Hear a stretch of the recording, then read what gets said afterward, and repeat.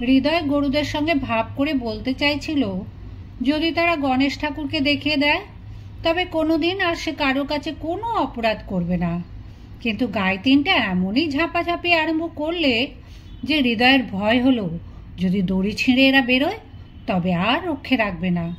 সে আস্তে আস্তে গোয়াল ছেড়ে সরে পড়ল। পশু পাখি কেউ তাকে তো দয়া করলে না। গণেশের দেখা যদি বা পাওয়া যায় তবে তিনিও যে এদেরই মতো তাকে খেদিয়ে দেবেন না তারই বা ঠিক কি। সবার কাছে তারা খেয়ে বেচারা হৃদয় বেড়ার ধারে মুখ চুন করে এসে বসল। এ জন্মে আর সে মানুষ হবে এমন আশা নেই। মা বাপ হাট থেকে যখন এসে দেখবেন ছেলেটি জখ হয়ে গেছে তখন তাদের দুঃখের আর সীমা থাকবে না, সে তো জানা কথা। কিন্তু পাড়ার লোক, এমনকি ভিন গাঁ থেকে ছেলে বুড়ো সবাই বুড়ো আংলা দেখতে দলে দলে এসে তাকে ঘেরাও করবে। হয়তো কাগজওয়ালারা তার ছবি তুলে ছাপিয়ে দেবে, নিচে বড় বড় করে লিখে আমতলিতে এই অবতারটি নষ্টামের ফল পেয়েছেন, ইনি দ্বিতীয় কালাপাহাড় হিন্দুকুল কলঙ্ক। হয়তোবা কোনোদিন আলিপুরের চিড়িয়াখানায় নতুন জানোয়ার বলে টিকিট মারা খাঁচায়, নয়তো তেলে ভেজে জাদুঘরের কাঁচের সিন্ধুকে চাবি দেওয়া হবে। হৃদয় আর ভাবতে পারলে না, দুই হাতে মুখ ঢেকে কাঁদতে লাগলো। আর সে মানুষের ছেলেদের সঙ্গে খেলতে পাবে না। সবাই তাকে দেখলে জগ বলে সরে যাবে, কেউ তার সঙ্গে মেয়ের বিয়ে দেবে না। আর এই ঘর বাড়ি, হৃদয় তাদের বাড়ির দিকে চেয়ে দেখলে ঘরের চাল ছোট ছোট তিনখানি থাকবার ঘর, তার চেয়ে ছোট রান্নাঘরখানি, তার চেয়ে ছোট গোয়াল ঘর, ঢেঁকিশাল, ধানের মড়াই আর এতটুকু সেই পুকুর, তার চারিদিকে চারটিখানি শাক সবজি।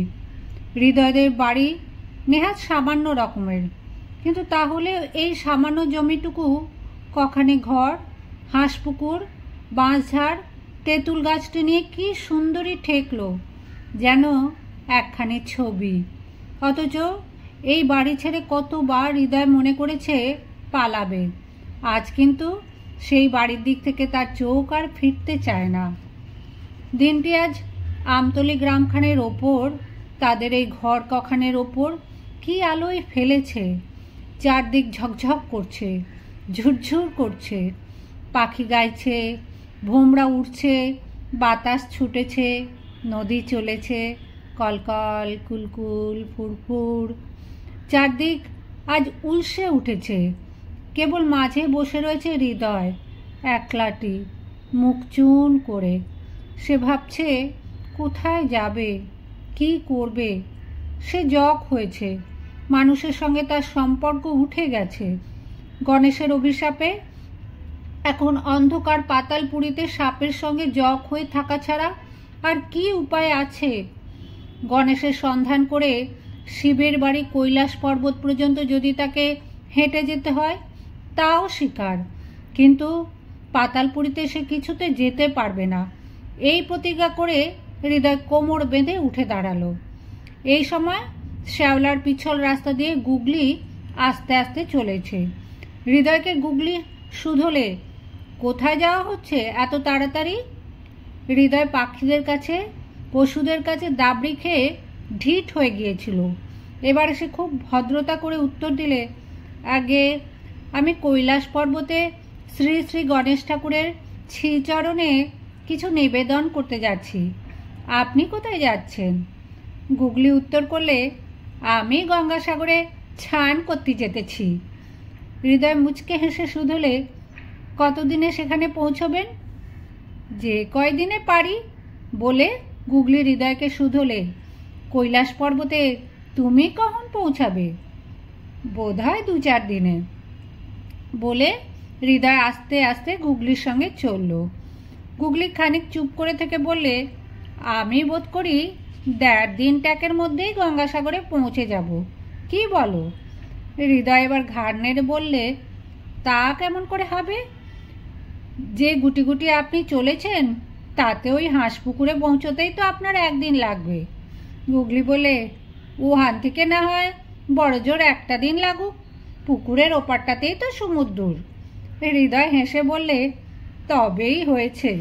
পুকুরের ওধারে পুকুরের পাড়, তারপরে সবজি ক্ষেত, তার ওধারে তেপান্তরের মাঠ, মাঠের ওধারে সব গ্রাম, গ্রামের পর বন, বনের পর নদী, নদীর ওপারে নগর, নগরের পরে উপনগর, তারপরে উপবন, উপবনের পরে উপদ্বীপ, তারপর উপসাগরের উপকূল, তারপর উপসাগর, যেখানে গঙ্গার স্রোত গিয়ে পড়েছে।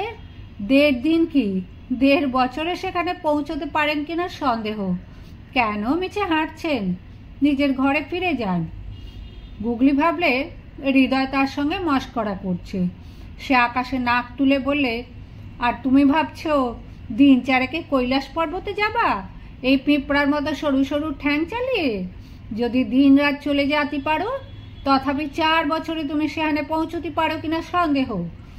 এই আমতলি, ইহার পর জামতলি, তেঁতুলতলি, বটতলি, অমনি পরপর কত যে গ্রাম, তার ঠিকানা মেলে না।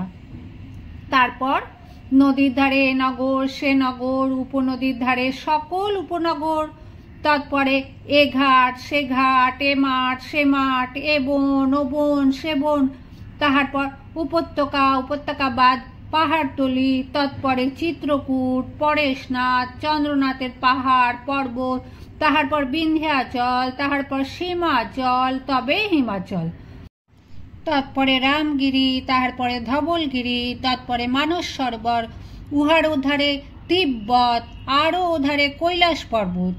এই নদ নদী পাহাড় জঙ্গল ভাঙতি ভাঙতি সেখানে যাওয়া গঙ্গা ফড়িংটির প্রায় তোমার কর্ম। পক্ষীরাজ ঘোড়া যে, সেও সেখানে যাতে পারে না 4 হপ্তাহ। তুমি তো তুমি ঘর ছেলে, ঘরে গিয়া বৈশা থাও, কৈলাসের আশা ছাড়িয়ে দাও। হৃদয় বললে, আমি যেখানে যাব বলে বেরিয়েছি সেখানে যাবই।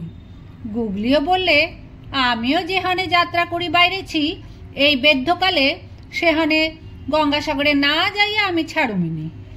ঠিক সেই সময় খোঁড়া হাঁস পুকুর থেকে ছপ ছপ করে উড়ে এসে টুপ করে গুগলিটিকে খেয়ে মাঠের দিকে চলল। হৃদয় তাকে শুধলে, কোথায় যাওয়া হচ্ছে? মানস সরোবর বলে হাঁস হেলতে দুলতে আগুয়ান হলো। হৃদয় দেখলে বড় সুবিধে, মানস সরোবর পর্যন্ত হাঁসের সঙ্গে যাওয়া যাবে, তারপর তিব্বত, তারপরেই কৈলাস। সে আর কোনো কথা না বলে তার মা সুবচনে ব্রত করতে যে খোড়া হাঁস পুষেছিলেন তারই সঙ্গে ঘর ছেড়ে বেরিয়ে পড়ল।